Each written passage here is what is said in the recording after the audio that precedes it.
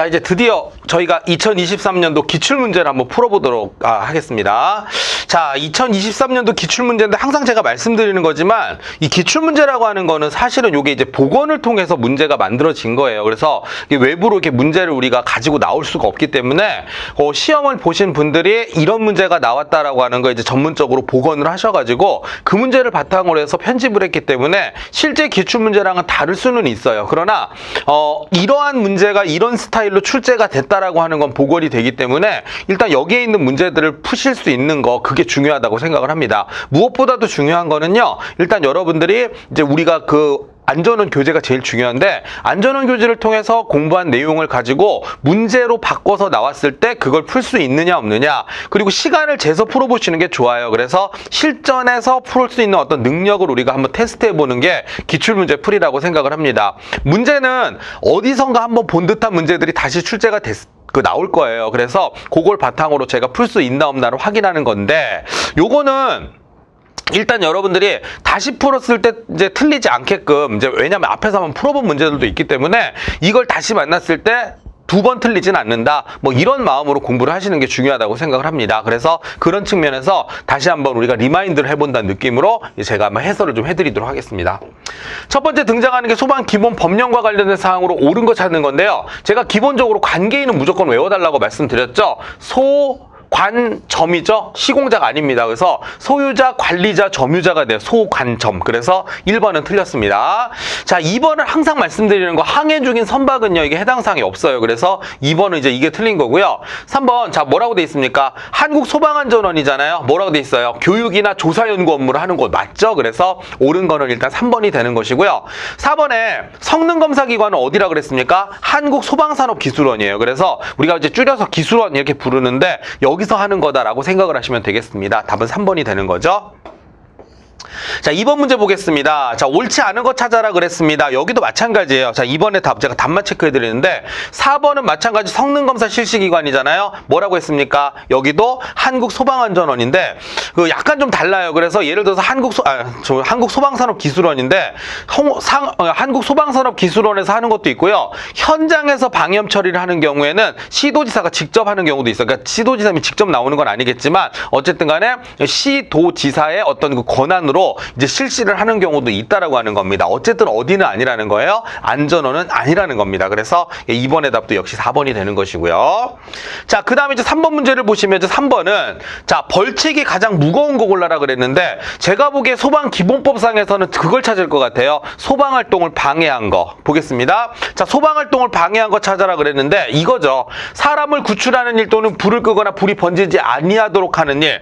자, 요거죠. 요거를 우리가 이제 뭐라고 합니까? 이것 자체를 우리가 소방활동이라고 하는데 이거에 대해서 방해를 했다면 5년 이하의 징역 또는 5천만 원 이하의 벌금에 처할 거예요. 그래서 일단 제가 보기에 이거보다 더 중한 벌은 없을 것 같습니다. 그래서 답은 1번이 되는 건데 나머지 한번 찾아볼게요. 혹시 기억나시나 모르겠네요. 생활안전활동을 방해했습니다. 멧돼지죠, 멧돼지. 그래서 멧돼지 100벌금이 되는 거고요. 피난명령 위반 맞죠? 피백. 자, 피백이 되는 거고요. 그 다음에 4번은 뭡니까? 조치를 하지 아니한 소방대상물의 관계인이라고 했잖아요. 자, 이거는 관백이죠. 관백. 그래서 자, 피백, 관백, 멧돼지 100벌금 뭐 이런 거잖아요. 그죠? 그래서 3번의 답은 1번을 체크해 주시면 되겠습니다.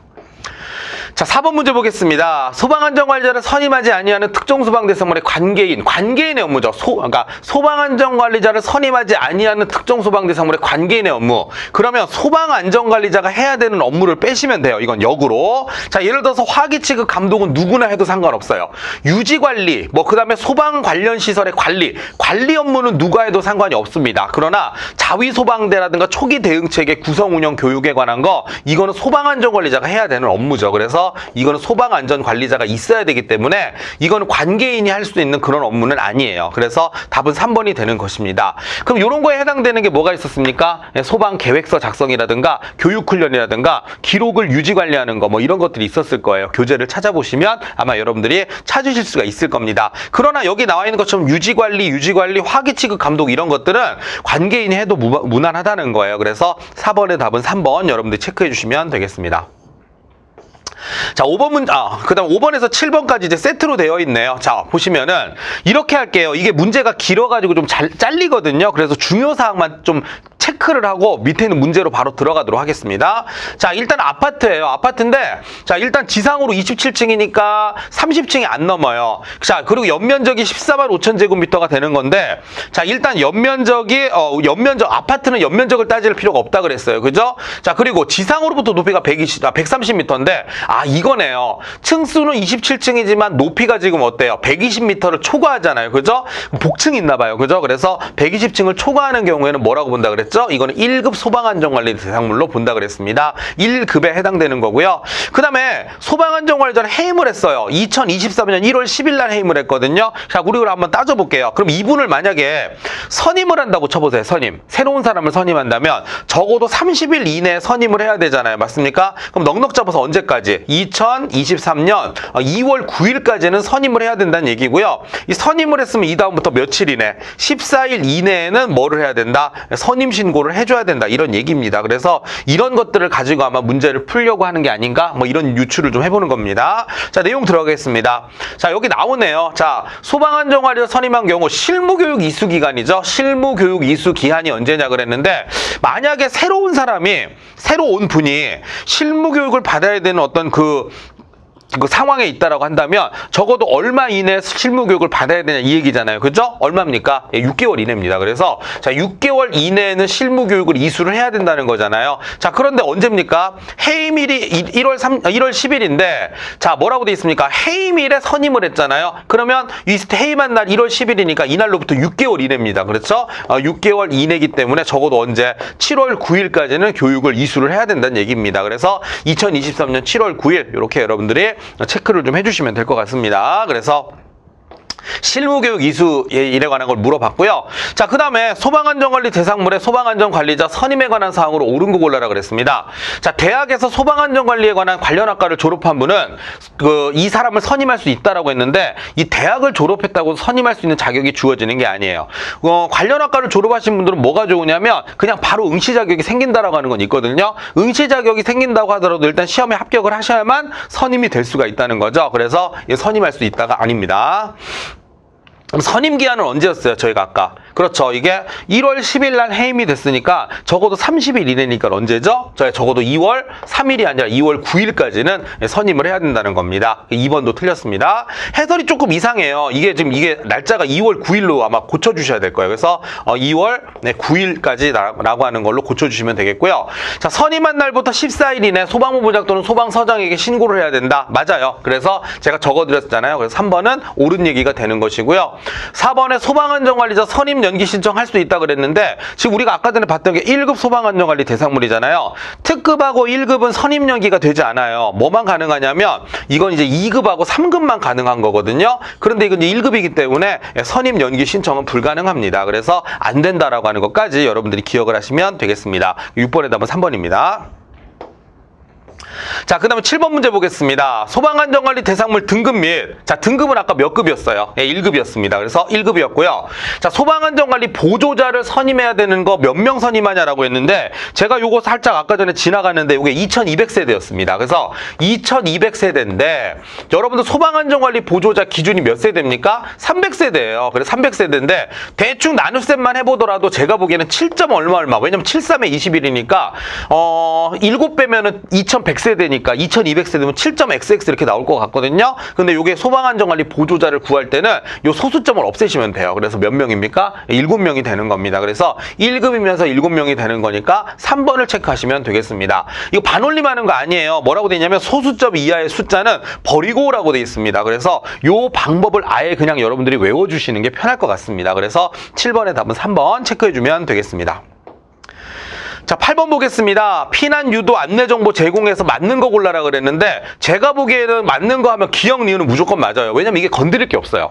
피난 안내도를 층마다 보기 쉬운 곳에 위치해 게시하는 방법, 좋은 방법이죠. 엘리베이터나 출입구 등의 시청이 용이한 장소에 영상을 제공하는 거 좋은 방법입니다. 그럼 디귿 리을, 근데 여기 이제 기억 리은 디귿 리을이 모두 맞다고 하는 답은 없으니까 분명히 디귿이나 리을은 틀렸을 거란 말이에요. 자, 오답으로 많이 나오는 게 반기별이 아니라 분기별이에요. 자, 분기별 1회 이상이 되는 거고 연 1회가 아니라 이건 연 2회입니다. 상반기, 하반기. 그래서 그러면 디귿은 맞지 않나요? 그렇게 얘기하지 않아요. 왜? 피난 안내 방송은 분기별 1회 4번이에요. 4번. 그리고 요게 피난 안내 교육은 요거는 연 2회니까 보통 상반기 하반기 한 번씩 실시합니다. 그래서 교육은 연 2회 그리고 피난 안내 방송은 분기별 1회. 요거 반드시 숙지를 하셔야 될 것 같아요. 보통 오답을 판다면 여기에서 많이 파요. 그래서 예, 옳은 거 찾는 거니까 기억, 니은 답은 1번이 되는 것입니다. 체크하시면 되겠습니다. 자, 그 다음에 9번 보겠습니다. 9번에 보시면, 자, 벌칙에 대해서 한번 물어봤어요. 자, 혹시 여러분들 기억나시는지 모르겠습니다. 자, 보시면, 법령에 위반한 걸 발견하고도 필요한 조치를 요구하지 않은, 뭐죠? 법령에 위반한 거에 대해서 눈 감아준 거죠. 그 제가 농담으로 이렇게 본다고 그랬잖아요. 눈 감아줬어요. 소방안전관리가 눈 감아줬습니다. 자, 선임하지 아니한 건 미선임이에요. 미선임 이렇게 하죠. 그리고 여기 이제 불이익 이렇게 돼 있죠. 농담처럼 눈 감아준 거 미선임 불이익 이렇게 외웠죠. 전부 다 얼마입니까? 3이잖아요. 벌금이에요. 그래서 300만 원의 벌금에 처한다. 이렇게 보시면 되겠습니다. 그래서 일단은 9번의 답은 2번이 되는 것이지요. 그래서 이렇게 체크하면 되겠어요. 예. 많이 나오는 것 중에 하나들이니까 여러분들 요거 좀 잘 기억을 하셨으면 좋겠습니다. 예, 좋습니다. 10번 보겠습니다. 자, 소방시설의 자체 점검에 대한 설명으로 옳은 거 골라라 그랬습니다. 옳은 거 찾는 거예요. 자, 고시원업의 영업장이라고 돼 있잖아요. 그러면 이게 다중이용업소의 영업장에 해당되는 건데 다중이용업소의 영업장에 해당되는 건 2000제곱미터 이상이면 우리가 이제 소위 말해서 종합점검 대상에 해당되거든요. 근데 지금 얘는 2500제곱미터니까 2000제곱미터 이상에 들어가니까 종합점검 대상에 해당되지 않는다가 아니라 해당이 됩니다. 그래서 이거는 틀렸습니다. 자, 그 다음에 선임된 소방안전관리자는 선임 자격의 종류와 무관하지 않죠. 이 종류를 따집니다. 특히 종합점검은 딱 두 사람이에요. 누가 있냐면 종합점검을 할 수 있는 사람은 관리업자. 관리업자라고 하는 건 소방시설업 등록이 되어 있는 소방시설 관리사를 얘기하는 거예요. 관리업자랑 소방안전관리자로 선임된 사람 중에 기술사나 시설관리사 자격증을 갖고 있어야 돼요. 우리가 기술자격자라고 하는데 이 두 사람을 제외하고는 할 수가 없어요. 그러니까 무슨 선임 자격의 종류랑 상관없이 할 수 있다. 그렇게 할 수 있는 점검이 아니에요. 그래서 2번은 일단 틀렸습니다. 자, 특급 및 1급은 1급 소방안전관리 대상물은 연 1회 자체 점검이 아니라 보통 이제 특급 같은 경우에는 어떻습니까? 그렇죠. 특급 같은 경우에는 이제 1급은 해당 사항이 없어요. 1급 빼고 특급 같은 경우에 1급은 연 1회도 상관없는데 특급은 반기별 1회라는 표현을 쓰거든요. 반기별 1회면 그래도 1년에 2번은 된단 말이에요. 그래서 여기 나와 있는 것처럼 뭐라고 돼 있습니까? 특급에 해당되는 건 연 2회, 반기회 1회 이상을 실시해야 되기 때문에 여기 3번에 해당되는 지문은 아니라고 보시면 되겠습니다. 자, 그러면 일단은 4번이 답이 될 텐데요. 4번은 뭐라고 돼 있어요? 읽어보니까 좋은 문장입니다. 그래서 옳은 거 찾아라 그랬으니까 4번을 체크해 주시면 되겠습니다. 이런 정도죠. 자, 그 다음에 11번 보겠습니다. 다음은 소방관계법령에 관한 설명으로 옳지 않은 걸 모두 골라라 그랬어요. 모두 한번 골라볼까요? 옳지 않은 겁니다. 자, 옳지 않은 거 골라봐라 그랬더니 기억을 한번 보겠습니다. 자, 소방기본법은 화재를 예방, 경계하거나 진압하고 화재를 예방, 경계, 진압하고 화재, 재난재해 그 밖에 위급한 상황에서의 구조, 구급 활동 등을 통하여 한번 끊어주고요. 국민의 생명, 신체 및 재산을 보호함으로써 공공의 안녕, 질서 유지, 복리 증진 완벽하죠. 기억은 옳은 얘기가 되는 것이고요. 우리 옳지 않은 겁니다. 자, 니은은 뭐가 문제입니까? 자, 쭉 읽어봤더니 강제 처분을 할 수 없다가 아니라 할 수 있어요. 그래서 니은이 틀렸습니다. 디귿 쭉 읽어봤더니 그렇죠. 발생의 위험이 화재 발생 위험이 큰 물건의 소유자 등을 알 수 없어요. 그럼 어떻게 한다 그랬어요? 소방서 들고 와가지고 주인이 찾아갈 때까지 보관을 할 수 있다 그랬죠. 보관을 하게 할 수 있습니다. 그래서 디귿도 틀렸습니다. 자, 만약에 보관을 한다면 어떻게 한다 그랬어요? 그렇죠. 그날부터 14일 동안 뭐라고 돼 있죠? 인터넷 홈페이지에 공고를 한다 그랬죠. 14일 동안 공고를 해야 된다. 맞는 얘기입니다. 그래서 리을은 옳은 얘기가 되는 것이고요.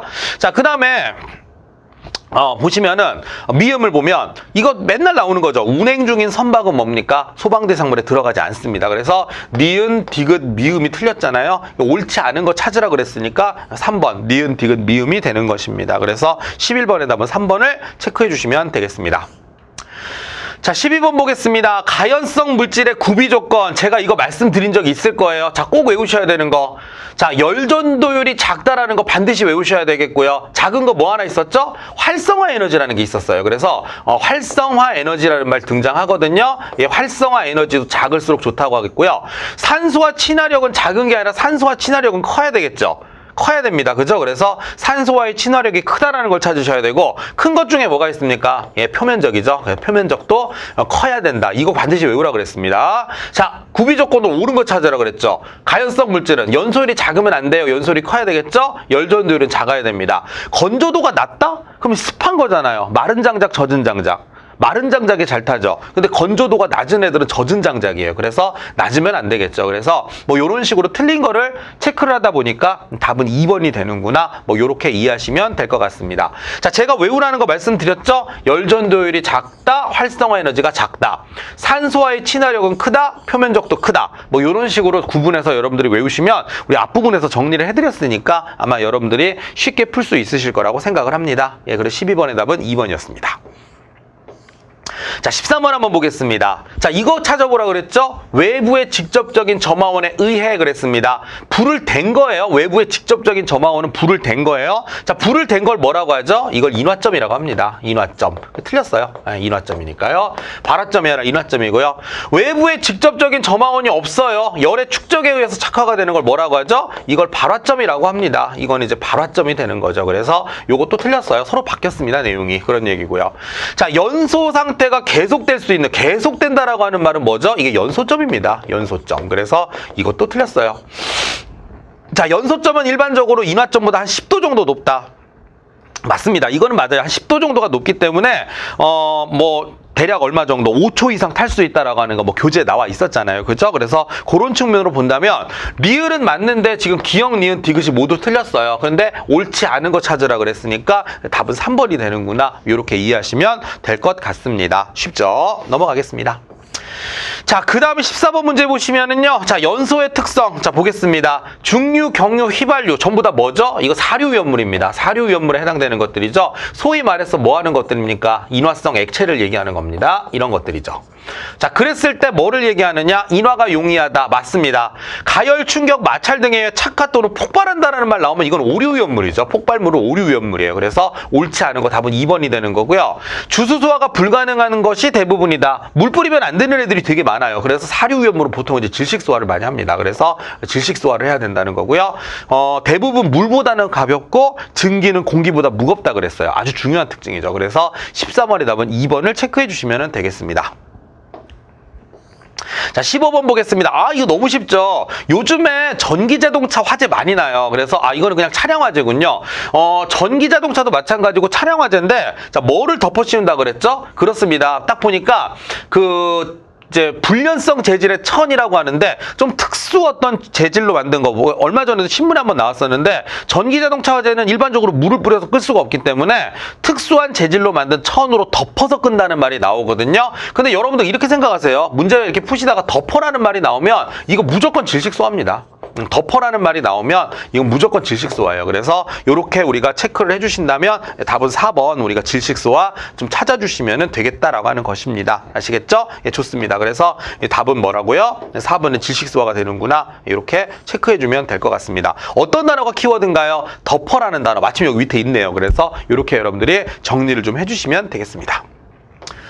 자, 그 다음에 16번 문제 보겠습니다. 자, 위험물 안전관리자, 소방안전관리자랑 똑같아요. 30일 이내 선임해야 되고요. 그 다음에 14일 이내 선임 신고하는 거 똑같습니다. 자, 그러면 5월 4일에 해임이 됐습니다. 그럼 요걸로부터 며칠 이내?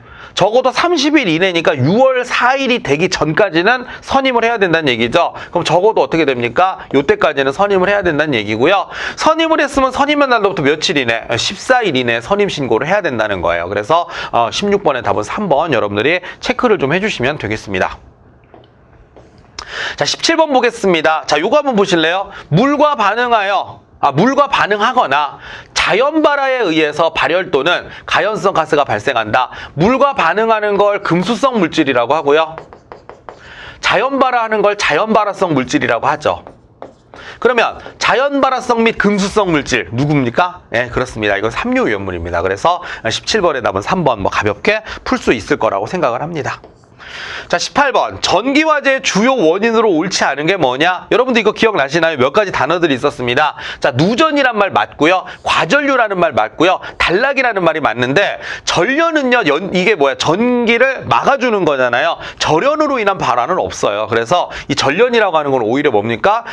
그 전기를 통하는 걸 막아주는 역할을 하기 때문에 전기화재의 직접적인 원인으로 볼 수는 없습니다. 그래서 18번의 답은 몇 번입니까? 4번이 되는 건데요. 여러분들 이 키워드 잘 잡아놓으세요. 누전, 과전류, 단락, 합선 이런 것들 있잖아요. 이런 것들이 바로 전기화재의 원인이 되는 것입니다. 그래서 18번의 답은 4번을 체크해 주시면 되겠습니다. 자, 19번 보겠습니다. 19번에 다음 연료가스의 종류와 특성에서 옳지 않은 거 모두 골라라 그랬는데, 자, 이거 액화 천연가스입니다. 천연가스는 메탄이에요. 가볍습니다. 가벼우니까 벌써 얘네 둘이 바뀌었어요. 얘가 0.6이고 얘가 1.5에서 2가 되는 거죠. 가벼워야 된다는 거고요. 폭발범위 5에서 15%는 외우기 쉬울 거예요. 이 정도는 외우셔도 돼요. 메탄은 가장 외우기가 쉬워요. 5에서 15%. 자, 그러면 얘네들 어떻습니까? 부탄은 1.8에서 8.4, 프로판은 2.1에서 9.5 뭐 이런 식으로 갑니다. 그죠? 그래서 그걸 외워놓으면 좋죠. 뭐 한 100개쯤 외우는 게 아니니까요. 그죠? 그래서 요것도 일단은 옳지 않은 거니까 일단 니은이 옳지 않은 거가 되는 거고요. 그 다음에 가스누설 경보기인데, 자 보세요. 메탄은 가볍잖아요. 가벼우니까 조금 멀리 떨어뜨려서 설치해도 상관없어요. 그래서 소위 말해가지고 수평거리로 따지면 몇 미터? 8미터입니다. 8미터 이내여야 되고, 느리니까 액화석유 가스는 무겁잖아요. 무거우면 느려요. 그래서 좀 가까운 곳에 설치를 해야 되거든요. 그래서 4미터 이내가 되는 겁니다. 서로 바뀌었네요. 그래서 바뀐 거 따져라 그러면 이제 니은하고 리을이 되는 거니까 19번의 답은 3번을 체크해 주시면 될 것 같습니다. 뭐 이런 식인 거죠. 네. 자, 그 다음 20번 문제 보겠습니다. 20번 조금 어려울 수도 있는데 이거 한번 생각해 볼게요. 자, 봤더니, 자, 근린생활시설의 층수가 19층입니다. 우리는 지금 방화구역을 따지는 거죠. 자, 기준은 이런 거예요. 자, 보시면 몇 층 기준이죠? 11층을 기준으로 합니다. 11층 위로 올라가면 200에 500이에요. 자, 200에 500이라는 게 뭐냐? 기본적으로 200제곱미터가 기준인데 불연재료로 돼 있는 곳이면, 소위 말해서 뭐죠? 예, 불연재로 만약에 내부가 돼 있다면 500제곱미터까지 봐주는 거고요. 11층 아래로 10층부터 아래까지는 어떻게 됩니까? 기본적으로 하나의 방화구역의 면적은 1000제곱미터가 되는 거예요.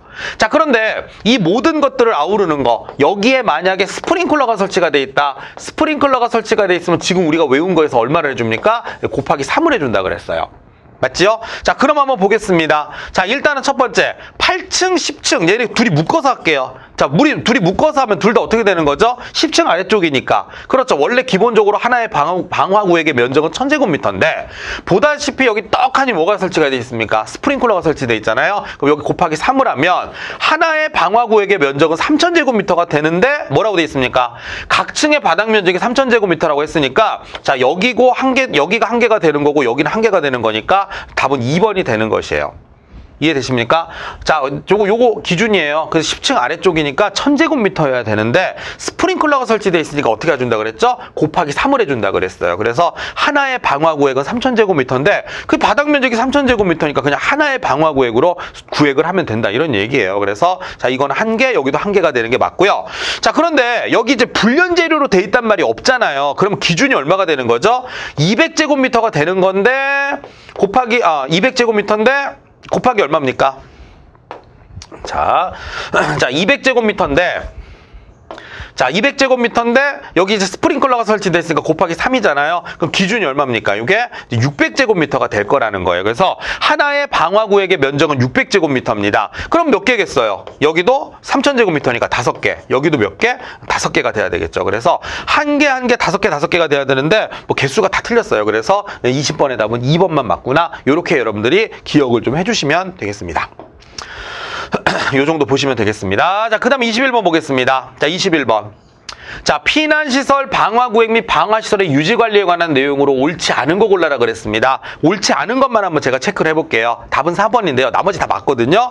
자, 방화시설은 방화구역, 그 다음에 재현설비, 방화벽, 내화 성능인데, 자, 방화구역이잖아요. 방화구역이면 맞아요. 방화시설에. 자, 방화벽이나 내화 성능을 갖춘 내부 마감재 다 괜찮은데, 이 재현설비는 방화시설이 아니라 이건 소방시설입니다. 재현설비는 어디서 다루는 거냐면 소방시설, 소방시설법에서 다루는 내용이에요. 그래서 왜 여기에 들어와 있는지 모르겠네요. 그죠? 그래서 재현설비는 방화시설이 아니라 소방시설이구나. 이렇게. 그래서 소방에 관련된 법에서 다루는 내용이죠. 그래서 옳지 않은 거 몇 번입니까? 4번을 체크해 주시면 되겠습니다. 뭐 이런 내용이죠.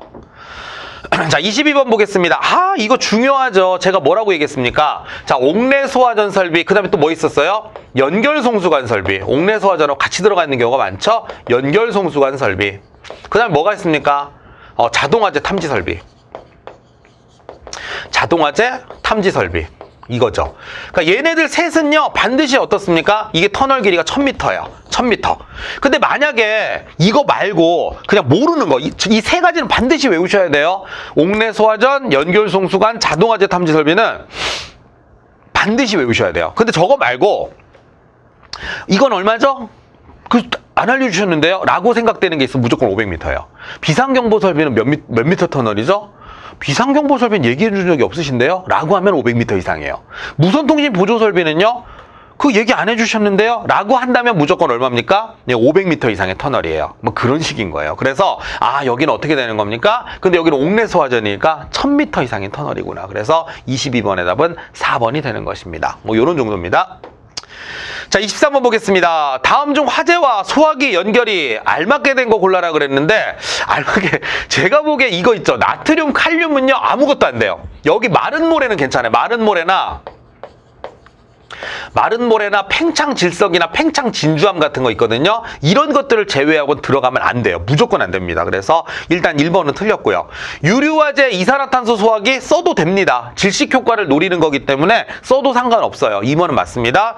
동식물유류 화재인데 이 동식물유 화재는 식용유 화재잖아요. 아마 할론 소화기를 사용하면 거의 효과가 없을 거예요. 그래서 할론 소화기를 쓰는 게 아니라 이거는 K급 화재용 분말 소화기를 따로 쓰는 게 좋아요. 그래서 K급 화재용 분말 소화기. 그래서 3번도 적합하지는 않습니다. 끌 수 있냐 없냐가 아니라 가장 적합한 걸 찾으라는 얘기예요. 그래서 3번도 해당 사항이 없고요. 4번은요. 이산화탄소 소화기는 이산화탄소는요. 이게 일반화재거든요. 일반화재는 적응성이 거의 없어요. 일반화재는 거의 적응성이 없다는 걸 어떻게 알죠? 여러분들 혹시 인생을 살면서 이산화탄소 소화기 많이 보신 적 있나요?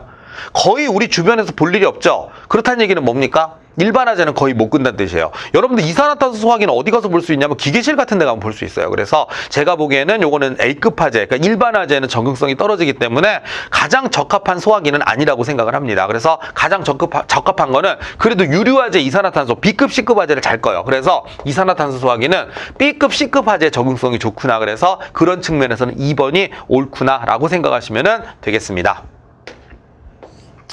자, 그 다음 24번 보겠습니다. 5개 소화전함에 대한 내용으로 옳은 것만을 짝지어진 거 골라라. 제가 이거 설명드린 것 같아요. 10개 이하라는 말이 나오면 5m 이내에 설치한다. 기억 맞습니다.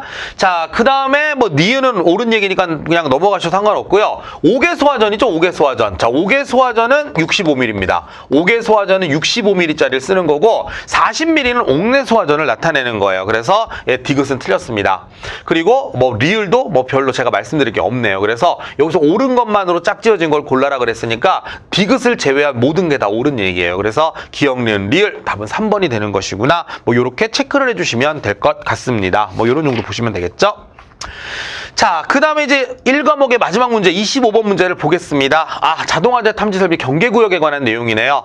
하나의 경계구역은 2개 이상의 건축물에 미치지 아니하도록 할 것 맞습니다. 자, 2개 이상이죠. 보니까 이거죠. 자, 딱 보니까 2개 이상의 층에 미치지 않도록 할 것. 그런데 2개의 층이라는 말이 나오면 항상 나오는 게 얼마죠? 500제곱미터예요. 그래서 2개의 층의 면적을 합해서 500제곱미터가 안 되면 그때는 묶어도 상관없다 그랬어요. 그런 측면으로 본다면 니은도 옳은 얘기가 되는 겁니다.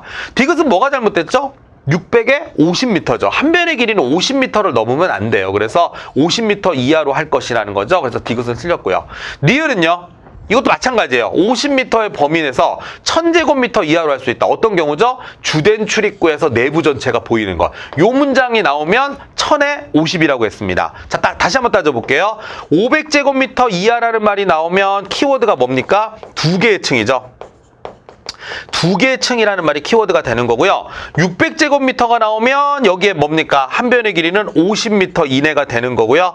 1000제곱미터가 나오잖아요. 그럼 이게 뭡니까? 이거죠. 주된 출입구에서 내부 전체가 보이는 것. 그런다면 이것도 50m 이내의 범위 내에서 해야 된다는 거죠. 그래서 요걸 우리가 키워드로 잡아 보신다면 25번의 답은 몇 번입니까? 기억, 리은, 리을이 맞는데 디귿만 틀렸으니까 답은 3번을 체크해 주시면 되겠습니다. 그래서 이렇게 보시는데 자, 여기 여기까지 설명을 드리면 이제 뭐가 끝났습니까? 1과목에 관한 설명이 끝이 난 겁니다. 자, 바로 이어서 2과목으로 들어가 보도록 하겠습니다. 이제 우리 실무에 관한 내용이죠. 자, 2과목입니다. 스프링클러 설비의 습식입니다. 습식이 가장 나올 때 쉬워요. 시험으로 나온다면 습식이 가장 우리가 작동 순서가 쉬운데, 자, 첫 번째 화재 발생. 그렇죠. 화재 발생을 해야 되겠죠. 화재가 발생하면 습식 스프링클러 같은 경우는 뭐가 먼저 일어나죠? 헤드가 개방이 됩니다. 헤드가 개방이 되면 물이 딱 흐를 거 아니에요? 이렇게 물이 흐르면서 클래퍼가 개방이 되죠. 그래서 그 다음에 나와야 되는 거, 요 중간에 생략이 됐지만 헤드 개방 및 방수가 일어나면 이제 그 다음에 클래퍼가 개방이 되는 겁니다.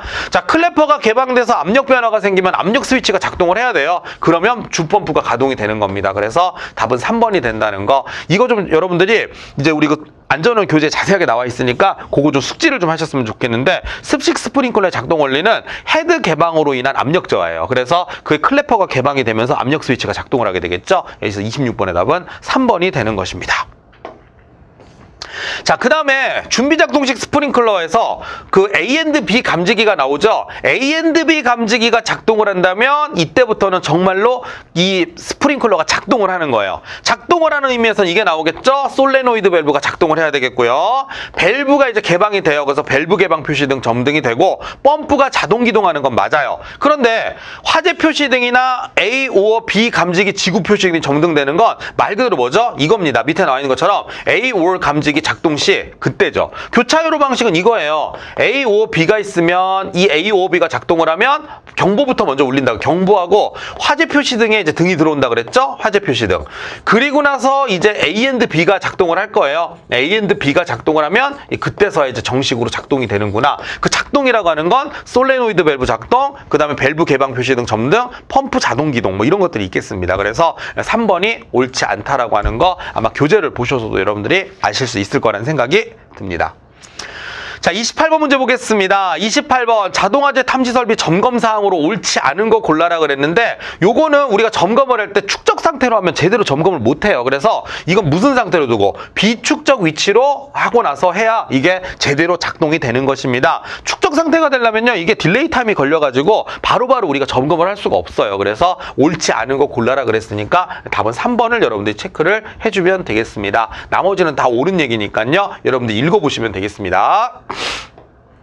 자, 그 다음에 자, P형 수신기 로터리 방식의 동작 시험 순서로 올바른 거 골라라 그랬습니다. 자, 뭐부터 해야 됩니까? 첫 번째, 그렇죠, 동작 시험 스위치를 먼저 누르죠. 그래서 동작 시험 스위치를 먼저 누릅니다. 이건 뭐 다 있네요. 자, 동작 시험 스위치는 누르고 나서 점검을 하기 위해서는 자동 복구 스위치를 먼저 눌러줍니다. 그래서 자동 복구 스위치를 먼저 눌러준다. 됐습니까?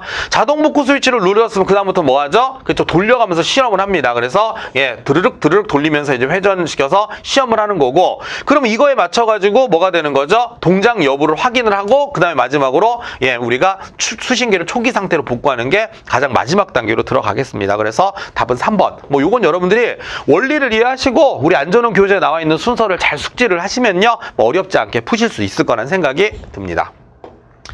자, 30번 문제 보겠습니다. 30번 딱 봤더니 이제 뭐가 문제냐? 어이구, 여기 수신기 도통시험을 했더니 지하 1층에 0V가 나왔죠? 여기는 단선이 되어 있는 거예요. 여기는 단선이 되어 있는 게 문제가 되는 거고요. 그 다음에 어디가 문제냐? 우리 데시벨이라고 무조건 얼마라 그랬죠? 데시벨은 90데시벨 이상이어야 되거든요. 근데 여기가 약간 소리가 모자라요. 그래서 여기도 불량이 났네요. 그래서 그런 식으로 따지다면 지하 1층 도통시험 결과는 불량이다. 맞습니다. 1층의 음향장치, 음향 크기 100데시벨이면 괜찮습니다. 2층은요, 정상이 아니죠. 이거는 잘못됐어요. 그래서 2층이 조금 소리를 더 키워야 됩니다. 1층의 도통시험, 1층이죠? 도통시험 결과 정상입니다. 그래서 30번의 답은 3번 간단하게 체크를 해주실 수 있을 것 같습니다. 자, 31번 보겠습니다. 31번은 이런 식이죠. 자, 문제가 좀 길어서 제가 올릴 건데, 정상 위치에서 1번, 2번을 거쳐 3번으로 돌렸습니다. 자, 작동 시험을 위해서 3번으로 돌리면 3번이 엘리베이터잖아요. 엘리베이터 불 들어오죠? 화재 표시 등 들어와야 되겠죠. 그리고 주경종이나 지구경종 표시 등이 들어와야 됩니다. 근데 우리는 작동 시험을 하는 거지 도통 시험을 하는 게 아니기 때문에 도통 시험의 정상 표시 등은 깜빡깜빡 전멸이 돼야 된다는 거죠. 전멸이 돼야 된다는 얘기입니다. 그래서 이런 식으로 따져주시면 엘리베이터 지구 표시 등만 점등 상태를 계속 유지한다가 아니라 화재 표시 등하고 주경종, 그 다음에 그 지구경종 표시 등도 점등이 돼야 된다는 거고요. 이번에 이번에 자 도통시험 표시 등의 정상 등이 전멸 상태를 유지한다. 맞죠? 여기 2번이 맞는 얘기가 되는 거고요. 주경종과 지구경종은 작동되는 화재 표시 등 미점 등이면 문제가 있는 거예요. 전산실 주계단을 3번으로 돌렸기 때문에 엘리베이터의 지구 표시 등이 점등 상태를 유지해야 되겠죠? 이건 지구 표시 등 많이 틀렸습니다. 그래서 옳은 얘기는 2번밖에 없네요. 31번의 답은 2번을 체크해 주시면 되겠습니다. 자, 그 다음에 32번 문제 보겠습니다. 자, 31번은 이제 비화제보에 관한 내용인데 비화제보 발생 시의 조치 순서, 참 이건 뭐 방법이 없죠. 여러분들이 여러 번 반복하셔가지고 숙달을 좀 해놓으시는 수밖에 없습니다. 자, 비화제보가 발생했어요. 제일 먼저 수신기부터 먼저 확인을 해야 되겠죠. 수신기를 확인하고 나서는 어떻습니까?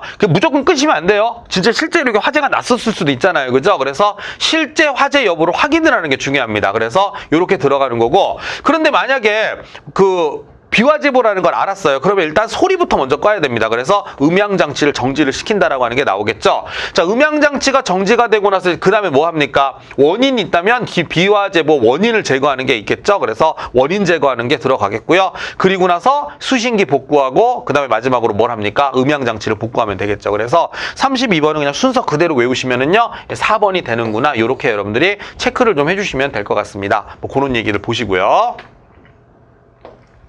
자, 그 다음에 33번 보겠습니다. 자, 소방 대상물의 설치 장소 및 피난기구 적응성으로 옳은 거 골라라 그랬습니다. 다중이용업소 3층의 간이완강기인데 여러분 간이완강기는요 그 밖에 요건 이제 그 밖에 해당되는 거에 나와야 되거든요. 다중이용업소는 간이완강기랑 별로 연관관계가 없죠. 이건 진짜 암기예요. 여러분들 어쩔 수가 없습니다. 그죠? 그래서 요건 일단 간이완강기는요 그 밖에 시설에 해당되는 거니까 1번은 틀렸고요.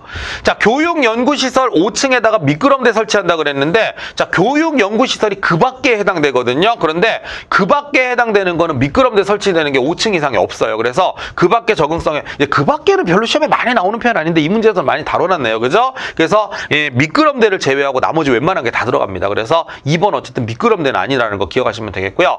공연장 3층 그랬습니다. 이것도 역시 그 밖의 것인데요. 전부 그 밖의 걸 이용했네요. 그죠? 근데 그 밖의 거에서 3층에 피난사다리를 설치했다라고 했는데 요거는 맞아요. 3층에다가 피난사다리를 설치하는 건 맞습니다. 그래서 여기 피난사다리 다 나와 있어요. 그죠? 피난사다리가 들어있으니까 요거는 일단 맞는 얘기가 되는 거고요. 자, 이번 실에 있는 조산원 6층에 완강기 설치해봐야 쓸 수가 없어요. 그래서 이거 보통 이제 우리가 완강기는 이게 이제 입원실 같은 경우에 의료시설에 해당되는 거잖아요. 의료시설 같은 데는 이거 입원실에 완강기 설치 안 합니다.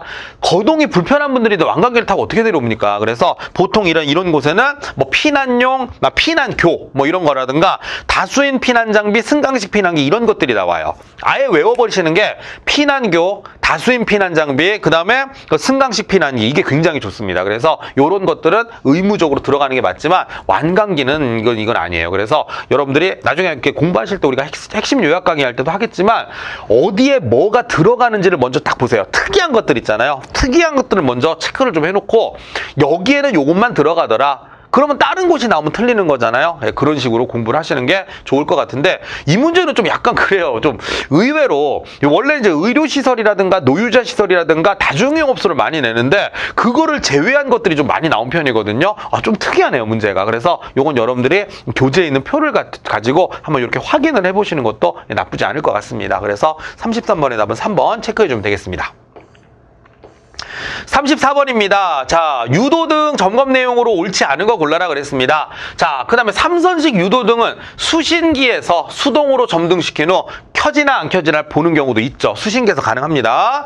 2선식 유도등은 이거 항상 켜 있어야 돼요. 그래서 평상시 점등이 되어 있는지 여부를 확인하는 게 맞고요. 그 다음에 3선식 유도등일 경우 감지기 또는 발신기를 현장에서 동작을 시켜요. 그러니까 수신기에서 수동으로 하는 경우도 있고 감지기나 발신기를 현장에서 동작시켜서 얘가 작동이 되나 안 되나. 왜냐면 3선식은 화재가 나거나 정전이 일어났을 때 발생하는 거라 우리가 테스트를 할 때는 수신기에서 수동으로 점등시켜보는 방법도 있고 감지기나 발신기에서 이게 감지를 해가지고 작동을 하느냐를 보는 경우도 있으니까 1번이나 3번도 다 맞는 얘기입니다. 자, 수신기에서 예비전원 실험을 통해 유도등의 예비전원 상태를 확인하는 건 그 유도등에 있는 거 직접 당겨보거나 눌러보거나 이 스위치, 누름 스위치를 해가지고 테스트하는 경우거든요. 그래서 예비전원 점검은 외부에 특히 유도등만 하는 거예요. 유도등의 예비전원 점검은 외부에 있는 점검 스위치. 그래서 이걸 당겨보는 방법도 있고 눌러보는 방법도 있어요. 그래서 이런 걸로 확인을 한다는 거 우리가 체크를 좀 해주시면 답은 4번이 되는 것입니다. 그래서 이 정도로 보시면 되겠습니다. 35번입니다. 유도등 보는데요. 자, 요거 여러분들 이름 한번 해볼까요? 자, 이게 원래는 복도 통로 유도등이에요. 근데 간단하게 쓴다면 이게 통로 유도등이죠. 통로 유도등 중에서 사실은 얘는 뭐죠? 복도 통로 유도등에 해당되는 겁니다. 자, 이거는 피난구 유도등이라고 하는 거고요. 피난구 유도등. 문 위에 보면 다 하나씩 붙어 있을 거예요, 여러분들. 아마 여러분들 뭐 계시는 사무실 같은 것도 있으면은 눈 탁 돌려보면 문 위에 있을 겁니다. 제가 지금 수업하고 있는 스튜디오 위에도 있어요. 문 위에. 그 다음에 요거 이제 뭐죠? 극장 바닥 같은 데 이렇게 쫙 설치되어 있는 거 있잖아요. 요런 거 우리가 이제 객석 유도등이라고 합니다.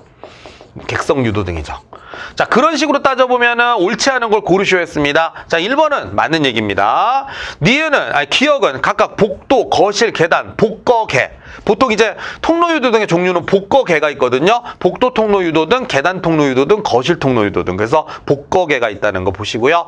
그리고 니은은요, 무조건 제가 문 위에 붙어 있다 그랬잖아요. 문 위면 적어도 이거예요. 적어도 1.5m 이상의 높이에는 붙어 있어야 된다는 겁니다.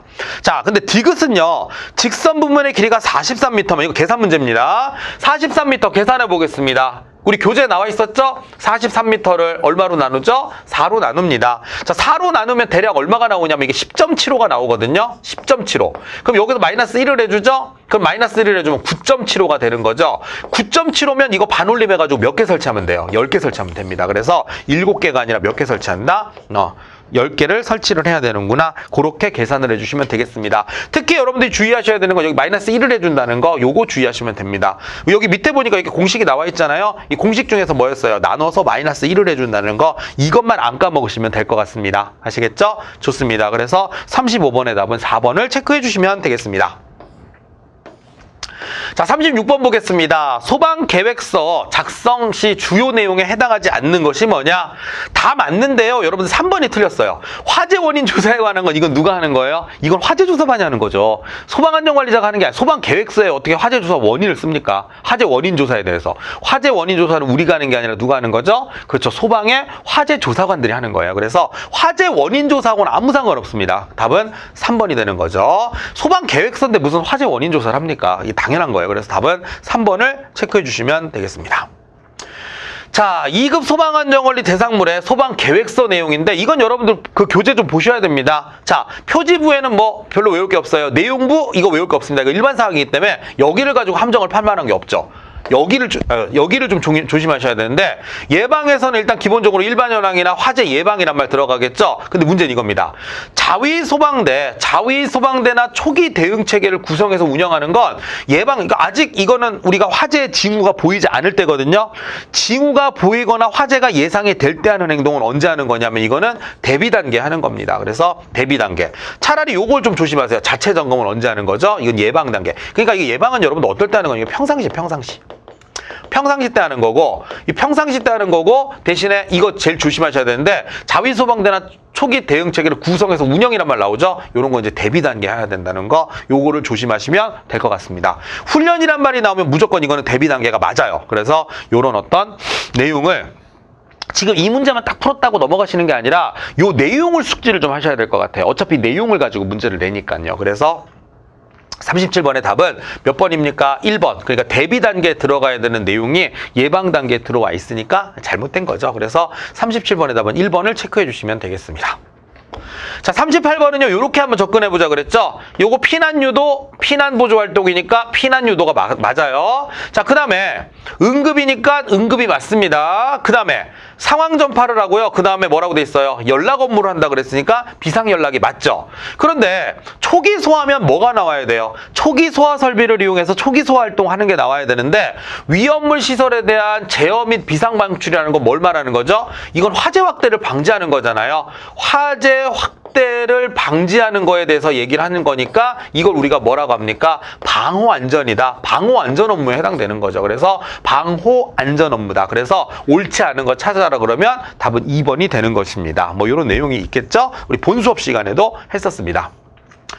자, 39번 보겠습니다. 인원 편성에 관한 내용이에요. 자, 보시면은 옳지 않은 거 찾으라 그랬습니다. 뭐라고 돼 있습니까? 1, 2, 3번은 다 맞는 건데요. 4번 보세요. 소방안전관리의 책임자인 소방안전관리자는 대장이 아니라 뭐죠? 소방안전관리자는. 그렇죠. 우리는 대장인 것 같지만 대장은 대장님한테 맡기고 우리는 실무를 하는 사람들입니다. 그래서 뭐라고 돼 있죠? 대장이 아니라 부대장을 하는 거고요. 대신에 소유주 등 관리기관의 책임자죠. 책임자가 뭐가 되는 거예요? 대장이 되는 겁니다. 그래서 요거는 서로 대장과 부대장이 서로 바뀌었어요. 그래서 39번의 답은 4번을 체크해주면 되겠습니다. 앞에서 수업하셨던 내용들 잘 생각해 보시면 이거 똑같은 문제가 있었을 거예요. 그래서 그 기억을 되살려 보시면 되겠습니다. 나머지 다 옳은 얘기니까 읽어보시면 되겠고요. 자, 그 다음에 요거 한번 보겠습니다. 자, 우리가 소방시설 작동 점검 중에 분말 소화기를 점검했어요. 자, 그러면 우리 점검 항목을 봤는데 점검 결과가 어떻게 됐나 보겠습니다. 자, 지시 압력계 적정 여부를 볼게요. 우리 압력계를 보는데 알다시피 우리 소화기의 적정한 압력은 얼마죠? 0.7에서 0.98 메가파스칼 사이에 들어가 있어야 됩니다. 자, 그런데 어때요? 0.6이면 얘는 미달이죠. 아마 제 생각인데 이건 노란색 아마 거기 영역에 들어가 있을 거예요. 노란색, 지시압력계 노란색. 자, 그렇다면 이건 일단은 불량이죠. 불량이 나와야 됩니다. 불량, 삑. 나머지는 다 괜찮습니다. 이거 괜찮고 이거 괜찮아요. 자, 제조년월일인데 우리 이걸 친절하게 알려줬죠. 내용 연수가 10년이라고 알려줬잖아요. 그럼 요건 2022년인데 지금 2022년 이게 오타가 나온 것 같아요. 원래 2023년이어야 되거든요. 2023년도로 고쳐서 문제 푸세요. 예, 풀어주십시오. 이거 2023년입니다. 그래서 2023년이라고 할게요. 이거 문제가 2023년 기출문제잖아요. 그죠? 그래서 2023년 이 점검표를 작성했다면 이건 어떻게 됩니까? 2022년이면 딱 걸려서 안 돼요. 이게 또 달을 또 봐야 돼요. 몇 월인지. 1월이면 상관없어요. 그런데 저게 또 이렇게 애매하게 걸리잖아요. 그죠? 그래서 자, 어떻습니까? 2023년으로 푸세요. 그럼 이것도 문제가 있는 거죠. 자, 그리고 나머지는 다 괜찮습니다. 그래서 그런 식으로 따지면 적정 여부도 X가 되는 겁니다. 그래서 답은 일단 4번이 되는 건데, 자, 우리 이렇게 할게요. 여러분, 논란의 여지를 없애기 위해서 저 숫자를 바꿔놓고 풀어보시면 되겠습니다. 아시겠죠? 예, 좋습니다. 그래서 40번은 답이 4번을 체크해주면 되겠습니다. 뭐 그런 식인 겁니다. 자, 그런 얘기죠. 자, 그 다음에 그리고 나서 이제 41번 문제로 보시면, 자, 41번은 이렇게 한번 보겠습니다. 뭐라고 돼 있느냐? 자, 보시면 배전실의 연기 감지기가 불량이다. 자, 감지기 불량이에요. 감지기 불량 맞습니다. 동그라미처럼 돼 있네요. 이렇게 하면 안 되게 여러분 헷갈릴 수 있으니까 이렇게 하겠습니다. 자, 감지기 불량으로 했습니다. 자, 이건 맞습니다. 자, 두 번째, 수신기에서 도통시험 결과 단선이 표시됐다. 자, 단선, 배선 얘기하는 거죠. 도통시험 회로 정상 여부. 오, 이거 아니죠. X라고 해야죠. 그래서 얘는 틀렸습니다. 그 다음에 수신기의 스위치 주의 표시 등이 전멸을 반복하고 있다. 스위치 뭐 잘못 누른 것 같은데요. 보겠습니다. 조작 스위치가 정상 위치에 있는지 여부. 스위치 표시 등 전멸됐다. 그렇죠. 이게 문제가 있네요. 그래서 잘하셨고요.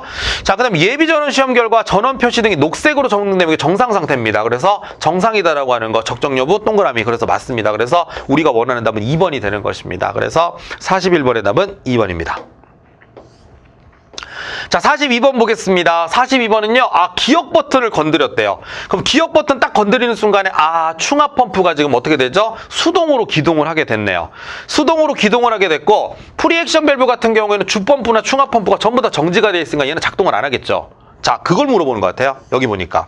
자, 수동으로 충압 펌프가 기동한다. 맞아요. 수동으로 잘못 눌렀어요. 왱 하고 돌아가기 시작합니다. 자동이 아니라 수동으로 작동하는 거고요. 프리액션 밸브는 전부 다 우리가 정지에다가 이렇게 다 올려놨기 때문에 기동하면 안 돼요. 기동하지 않고는 맞는데 기동하면 안 되고, 그 다음에 충압 펌프는 수동으로 기동을 하는 건 맞지만 여기는 기동하지 않는다고 해서 틀렸죠. 그래서 일단 하나씩 번갈아 가면서 여기는 틀린 것 같아요. 그래서 어떻게 됐느냐?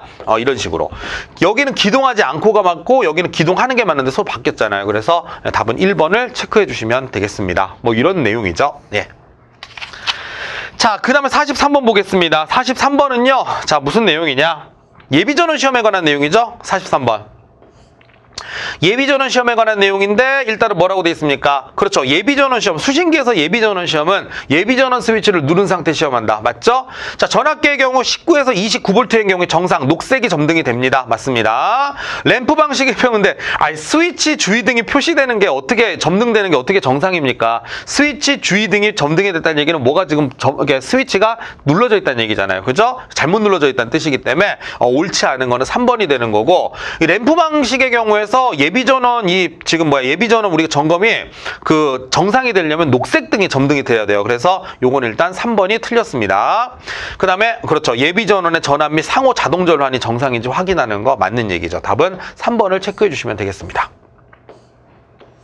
자, 그 다음에 감시 제어반에 표시된 상황이 아래와 같을 때, 자, 아래와 같은 거 상황 보실까요? 첫 번째, 자, 일단은 자동 수동 선택 스위치가 수동으로 되어 있는데 주펌프 기동, 충압펌프 기동에 맞춰져 있으면 주펌프 기동되고 충압펌프 기동돼야 되겠네요. 그래서 가와 나가 모두 맞습니다. 답은 그래서 1번을 체크해주면 되겠습니다. 답은 1번이죠. 뭐 이런 거는요, 그냥 여러분들이 이 표시판만 볼 수 있으면 되겠습니다.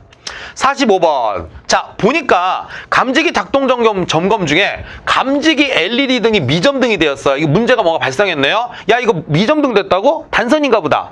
단선이다라고 생각하고 전압계 딱 들이댔더니 전압계 눈금이 딱 떠요. 어라, 이거 정상이네? 정상 범위 안에 들어와 있잖아요. 그죠? 야, 그럼 이거 지금 전기는 흐르고 있다는 뜻인데? 근데 왜 감지기 불 안 들어오지? 감지기가 고장났네요. 그럼 뭐 해야 됩니까? 감지기 불량이므로 감지기를 교체를 해줘야 되는 거죠. 그래서 요 사진도 많이 물어보는 거니까 한번 여러분들이 숙지를 하시면 좋겠습니다. 자, 단선인가요? 단선은 아니에요. 전압계 눈금이 떴다니까요. 단선 아닙니다. 감지기 불량인가요? 그렇죠. 감지기 불량이겠죠. 그래서 답은 2번이라는 거 기억을 하시면 되겠습니다. 조치를 안 하는 건 좀 그렇죠. 지금 안 들어온다는데 뭐 LED 등이. 자, 화재 감신 감독 수칙. 자, 이거 무조건 외울게요. 작업 지점 무조건 반경 11m입니다. 10m가 아니라 11m 이내 가연물의 이동 제고. 왜냐하면 이 불꽃이 보통 어때요? 용접 같은 거 할 때 11m까지 튄대요. 그러니까 11m 이내로 들어오면 안 된다는 얘기입니다. 그래서 틀린 거는 답이 1번이 되는 거고요. 그 다음에 작업, 이거 외우세요. 작업 종료 30분까지 작업 현장에 상주하면서 작업 종료 3시간까지 있죠. 그래서 발생 여부 감시, 모니터링을 해준다는 겁니다. 그러니까 상주는 30분까지고 그 다음에 그 모니터링 해주는 거는 3시간까지구나. 뭐 숫자에 해당되는 것들은 다 외워주시는 게 좋을 것 같습니다. 그래서 46번의 답은 몇 번입니까? 1번을 체크해 주시면 되겠습니다. 47번입니다. 화상 환자 이동 시 이동 전 조치로 알맞은 거 골라라 그랬죠? 자, 피부 조직에 옷가지가 붙어 있는 경우에 통기를 위해서 옷을 잘라낸다는 얘기는 아마 이 옷을 이렇게 뜯어낸다라고 하는 표현, 옷을 제거한다라는 표현을 조금 이렇게 바꿔서 쓰신 것 같은데 건드리지 마셔야 돼요. 그래서 만약에 이게 뭐 저절로 떨어지거나 이건 어쩔 수 없겠지만 달라붙어 있는 경우에 이거를 뜯어내면 피부 조직이 같이 딸려올 수가 있기 때문에 위험합니다. 그래서 이런 짓은 하면 안 된다. 1번은 틀렸습니다. 물집 터트리면 안 됩니다.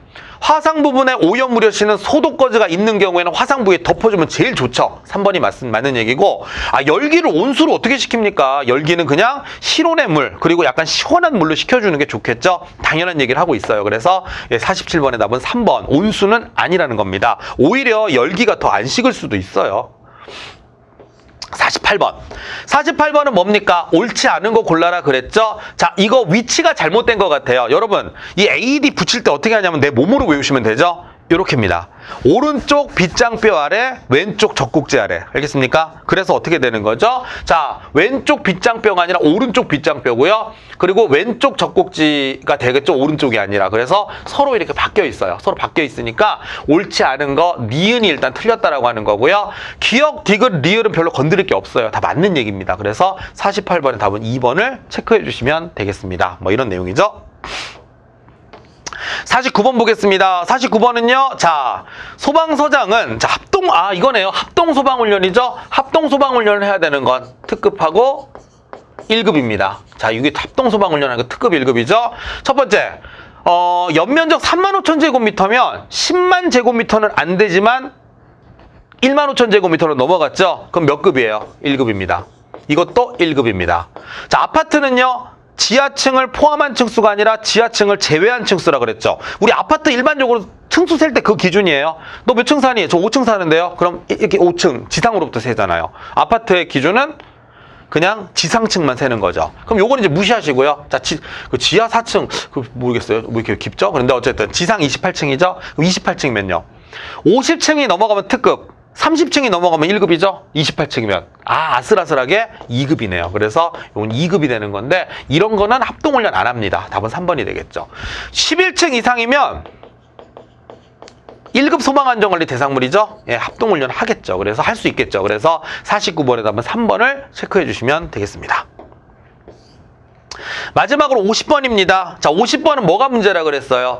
노약자분들은 지병이 많으세요. 뭐 저도 약간 지병이 좀 있는 지병식은 아니고 요즘 좀 피곤한 것 같아요. 그래서 지병을 표시하고 1인의 유도자를 지정하여 줄 서서 피난한다. 맞습니다. 지체장애인은요, 2인 이상이 한조가 되어서 피난을 보조해주면 좋겠죠. 맞습니다. 근데요, 이거는 이렇게 둘이 바뀌었어요. 아니, 앞에 안 보이시는 분한테 무슨 제스처를 취한다고, 앞에 안 보이시는데 막 앞에서 온갖 난리를 쳐도 안 보이잖아요. 그래서 이건 말도 안 되는 얘기를 하고 있는 거고요. 청각장애인한테 아무리 명확하게 표현해도 안 들리세요, 이분은. 그러니까 무슨 얘기죠? 디귿 리을에서 바뀌어 있습니다. 그래서 이거는 뭐 제 생각에 이런 건 여러분들 읽어보시면 그냥 다 푸실 수 있을 것 같아요. 그래서 50번의 답은 옳은 거 찾는 거니까 디귿 리을을 제외한 기역 니은이 되는 것입니다. 그래서 1번을 체크해 주시면 될 것 같습니다. 자, 이렇게 해가지고 이제 우리가 50번까지 해서 이제 올해 이제 우리가 기출문제라고 하는 것들을 다 풀어봤습니다. 어떠세요?